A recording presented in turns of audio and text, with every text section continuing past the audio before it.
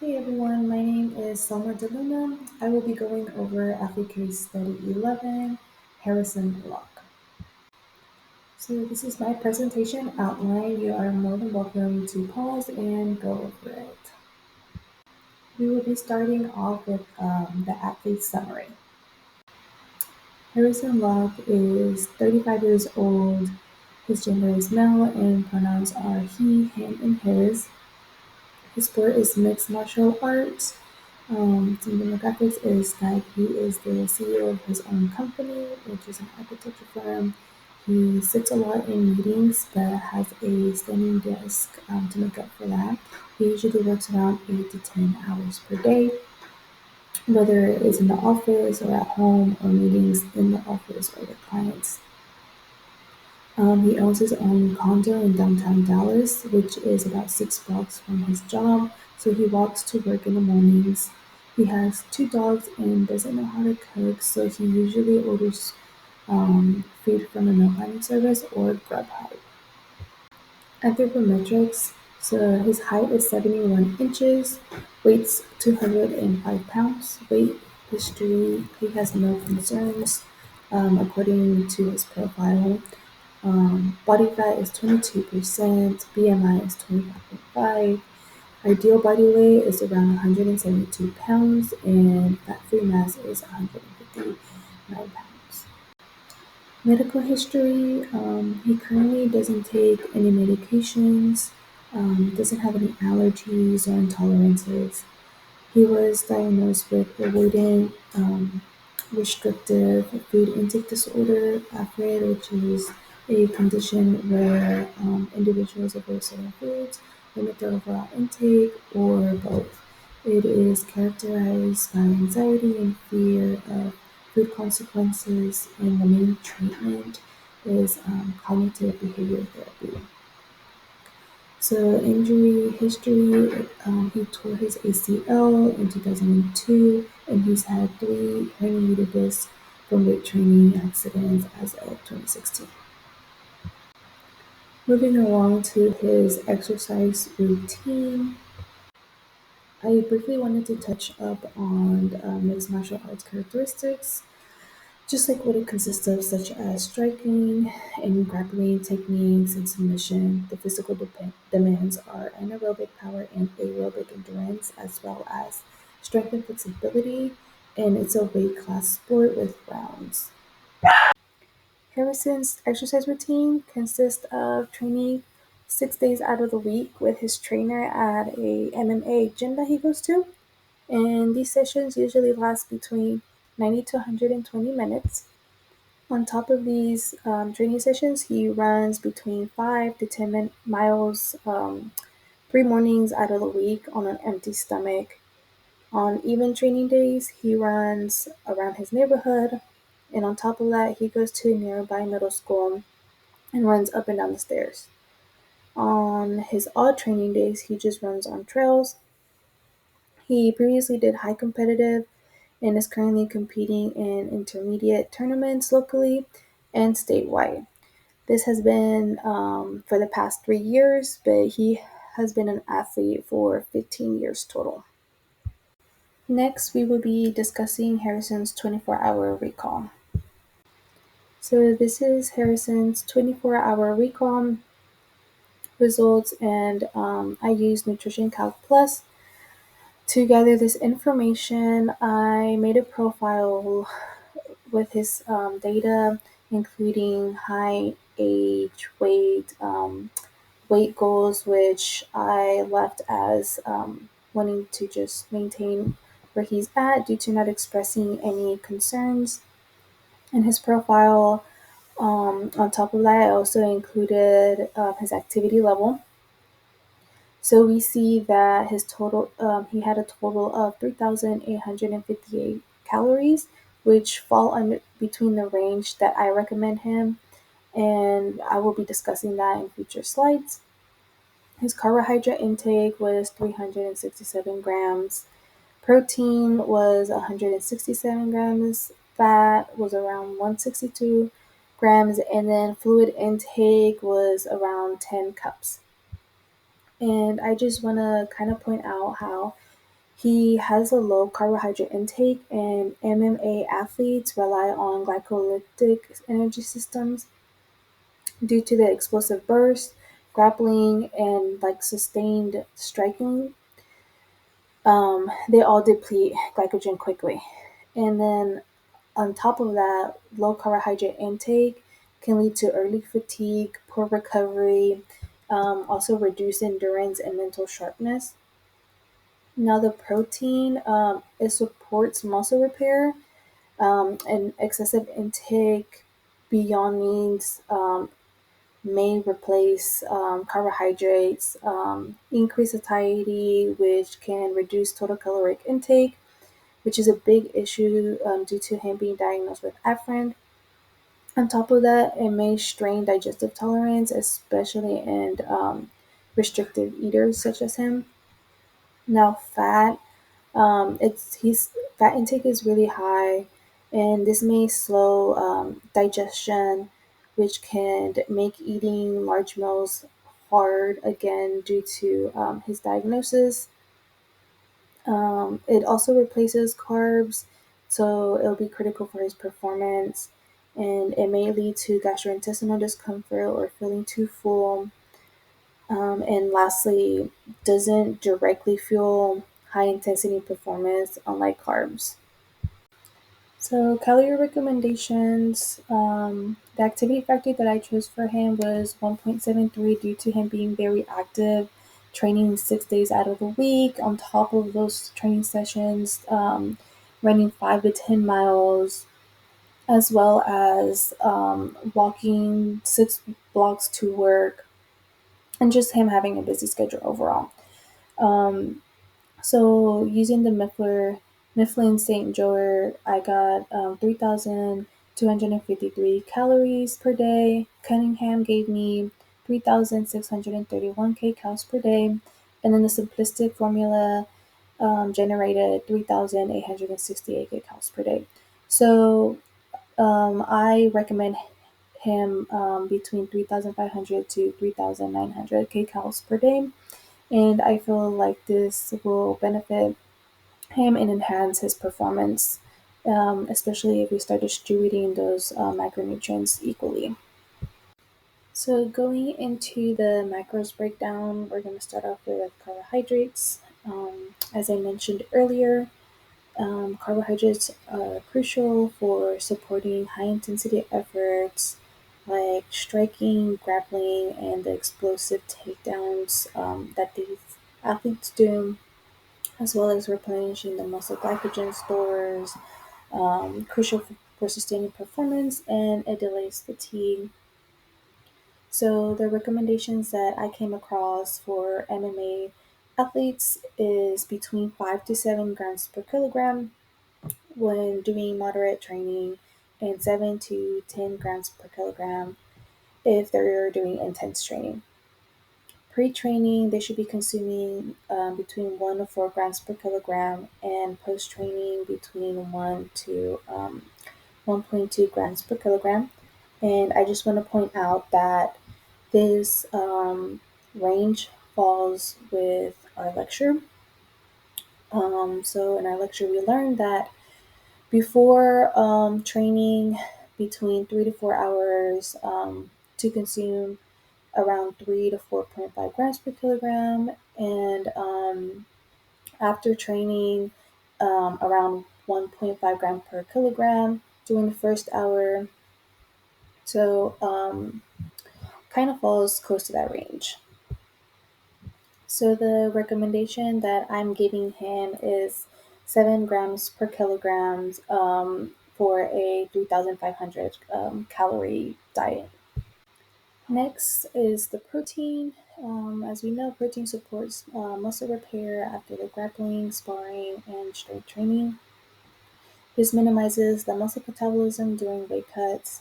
The recommendations that I came across for MMA athletes is between 1.6 to 2.2 grams per kilogram, depending on the intensity and training phase. Energy restrictions, such as cutting phase, increases between 2.3 to 3.1 grams per kilogram. And as I mentioned before, the physical demands for MMA athletes is the anaerobic power and aerobic endurance. And as we learned in lecture, the resistance recommendation of protein is between 1.6 and 1.7 grams per kilogram for the short term, and then the endurance is 1.2 to 1.4 grams per kilograms. And you see ultra endurance, it increases to 1.2 to 2 grams per kilogram. So there's kind of similarities from the findings that I found. So the recommendations that I gave Harrison is um, 1.5 grams per kilograms for the 3,500 kcals per day diet. So looking into fat content, we know that it supports hormonal regulation, especially testosterone and cortisol balance. It provides long-lasting energy, particularly for lower intensity training or on rest days. On top of that, it aids in absorption of fat-soluble vitamins such as vitamin A, D, E, and K. And the recommendations that I came across for these MMA athletes range from 1 to 1.5 grams per kilogram. And I just want to point out that although the recommendations of fat falls between 20 to 35% of calorie intake, there are times where you can reduce that and accommodate for higher protein and carbohydrate needs, which I believe is appropriate in the situation due to the busy schedule that Harrison has. Therefore, I recommend him 1 gram per kilogram for the 3,500 kcals per day diet. Lastly, water and fluids. What I came across is that before starting your training, it is recommended to have 5 to 10 milliliters per kilograms 2 to 4 hours before, during between 400 to 800 milliliters per hour, and then after 1.5 liters for every kilogram lost. So I recommend him between 24 to 30 cups a day. And it's crucial that he stays hydrated because it can lead to electrolyte imbalances, fatigue, impaired performance, and possibly kidney stress. So I would also recommend rehydrating with sodium-rich fluids. So this is my micronutrient distribution for a 3,500 kcal per day. I want to point out um, that I did increase his carbohydrate intake to about 75% to ensure that he enhances his performance and reduce fatigue. Protein is adequate, and fat is kind of fairly low. But as I mentioned earlier, we want to make sure that we get enough carbohydrate and proteins depending on activity level, intensity, and other factors that fall into play. And as I just mentioned earlier, um, I recommended him 24 cups for fluids of water for the 3,500 calories. This did take trial and error, but I believe that this would be the best option for him, and we will slowly be increasing to meet this goal. So micronutrient distribution, he was good overall with the vitamins and minerals. He did was slightly low on vitamin C at around 63.1, when recommendation is 90. So I suggested some citrus fruits, bell peppers, and broccoli.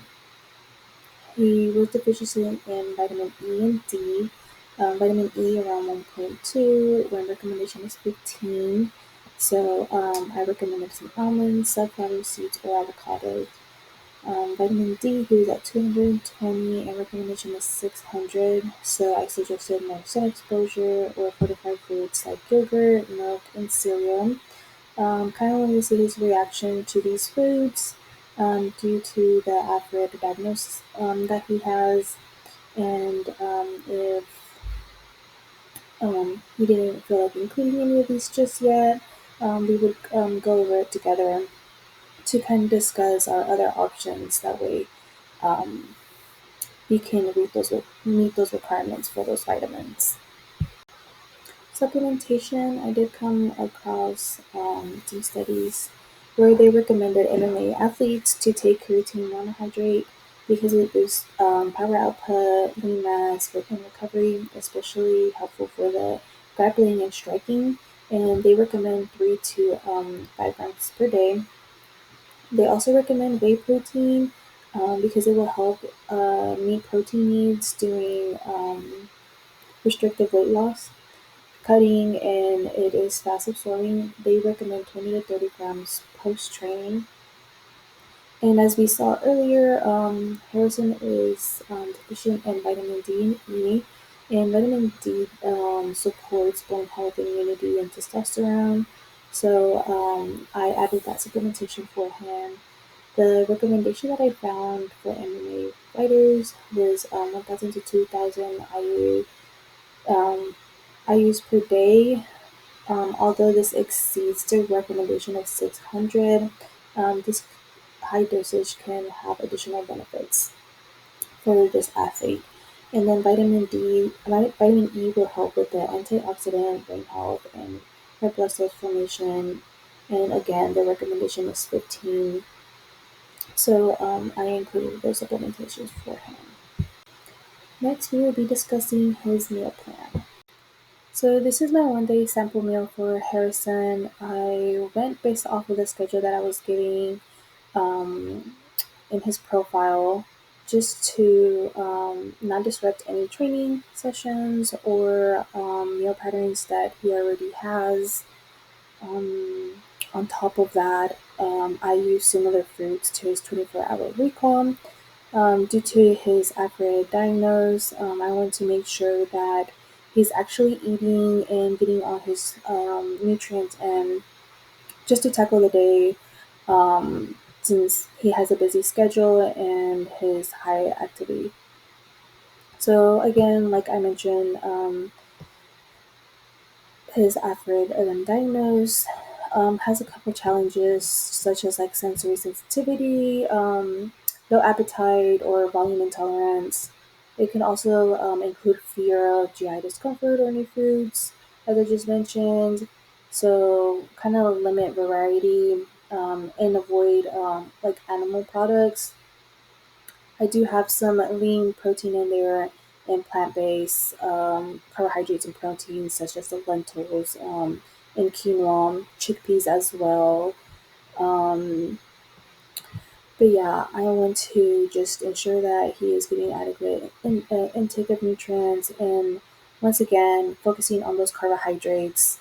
Um, I ensured that his pre workout meal has enough carbs so he has optimal performance and does not feel fatigue. Also, his after workout meal has a good amount of carbohydrates. Also include that protein and fat. That way we can restore those glycogen levels. On top of that, I also wanted to kind of give him a visualization of what his meal throughout the day will look like. Um, if he follows like the mid range that I gave him. So once again, I recommended between 3,500 to 3,900, and this 1 day meal is 3,723 kcals. So kind of give him a visual representation of what um, that looks like. And if he has any questions, I can go ahead and address them. So once again, focusing on those carbohydrates, this 1 day sample meal had 727.5 grams, protein 148.5 grams, fat 44.9 grams, and I just want to reiterate that fluid intake should be between 24 to 30 cups per day. So also ensuring that he knows that And if he has any questions on how to distribute that, I kind of put that on the schedule. And yeah, so follow up counseling questions. I wanted to start off with discussing his weight goals due to him having any concerns in his profile, especially since he's an MMA athlete and they compete based off of weight. Um, this would also help me determine whether he wants to um, maintain, gain, or lose fat or muscle, and that way we can work together to um, give him the right nutrients. Secondly, I wanted to discuss his dietary intakes on how that looks throughout the week, and that's just one day, and see how repetitive he is with his food and how open he is to trying new foods due to his AFRID diagnosis again. Just keeping that in mind, making sure that we're working together on that. Thirdly, I wanted to see, due to his injuries, if he's made any connections with specific foods or habits to enhance or worsen his joint health. Because I do know that there are certain teas that helps with inflammatory or other benefits. So just wanted to ask about that, and if his meals meet his needs. Like, does he feel full or is he still hungry at the end of his meals? Next question is, how are you feeling mentally, focused, sharp, or foggy during the training or preparing for competition? I wanted to ask this because mental clarity can be affected by the low carbs, hydration, or deficiencies such as vitamin D and E. Lastly, how are you feeling during training sessions lately? Um, are like if there are any signs for fatigue, cramping, or early exhaustion to assess if carbohydrate intake is adequate, supported in supporting these energy needs. So, additional collaboration with health professionals is important, such as with a strength and conditioning coach, because they are the ones that design and adjust the training programs to optimize performance, recovery, and to minimize injury risks. And special focus is carb cycling or bulking or cutting phases. Secondly, the sports psychologists, because they support the mental toughness, stress management, focus, and helps with disorders eating behaviors such as AFRID, um, due to this athlete having that diagnosed. And this can help, they can help cope with pressure, fight prep, mindset, motivation, body image, and relationship with the food. Thirdly, the athletic trainers, due to his past injuries, it's important to make sure that he's getting that rehab or pre-rehab for those injuries, as well as supporting mobility, flexibility, and functional movement recovery to prevent any injuries, especially with all the grappling, striking, and joint heavy movement with MMA athletes. And lastly, sport medicine physician, that just to monitor their overall health, and address any new injuries or illnesses, hormone levels, ensure the athlete is medically clear to compete. Um, but yeah, thank you so much for watching. Here are my references. Feel free to pause and check them out, and have a great day. Thank you.